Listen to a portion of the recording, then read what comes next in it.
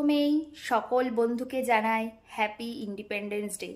এটা আমাদের 79 independence day, যেটা আমাদের শহীদদের বহু চেষ্টার ফল, যার ফলে আমরা আজকে মুক্ত ভারতে বসবাস করতে পারছি। কিন্তু বর্তমান সমাজ ব্যবস্থায় শিক্ষা থেকে রাজনীতি থেকে সব কিছুর যে বেহাল দশা, তার ফলে কিন্তু এটাকে আর হ্যাপি বলা যাচ্ছে না। যে মুক্ত ভারতের স্বপ্ন আমাদের শহীদরা দেখিয়েছিলেন, তাকে কতটা আমরা জাস্টিফাই করতে পেরেছি সেটাও আজকের দিনে মানে বলতে খুব খারাপ লাগছে যে আমরা সেটা হয়তো পুরোটা সফল হতে পারিনি।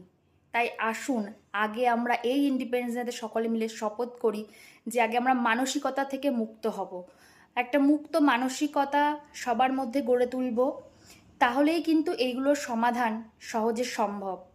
তাই আজকে আমার এটাই ইন্ডিপেন্ডেন্স ডে রেজলিউশন।